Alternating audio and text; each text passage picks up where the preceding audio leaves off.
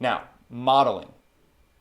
A lot of what mathematics is about is trying to explain things in a way that makes sense. One of the models that we will use moving forward is an area model of a rectangle to help us understand size in a visual way.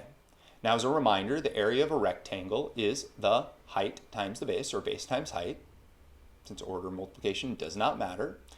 And so, if we go back to that example that we had before of the number 3, well, we know that means we could have 1, 3.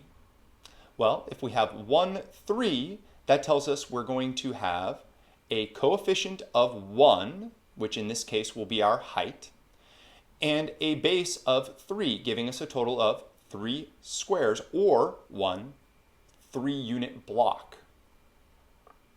Now, as we talked about before, we can do that in reverse as well. So we have 3 times 1. Well, that means that 3 is our coefficient, or in this case, our height. And each block is 1 unit wide, or has a base of 1. Again, giving us a total of 3 units. But in this case, it's really not 1 3-unit block, it's 3 1-unit blocks. Same value, different way of looking at it. Where this is going to become really important is when we start talking about variables.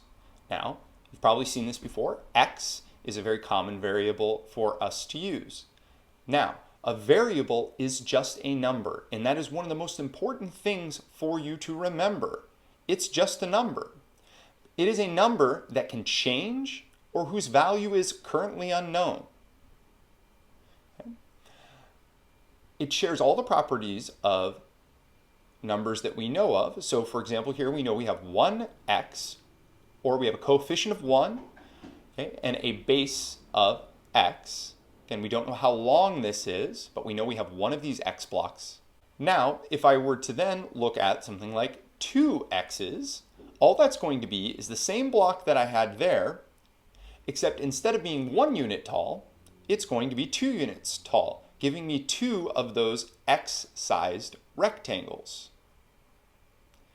Again, this is a way of displaying things visually that will hopefully help us later when we talk about things like combining like terms. Now, what if we needed to represent something else we don't know, but we don't want it to be the same size? We can pick a different variable. In this case, I picked y. Again, it has a coefficient of 1, which means we have one of these y blocks that has a height of 1, and in this case, a base of y.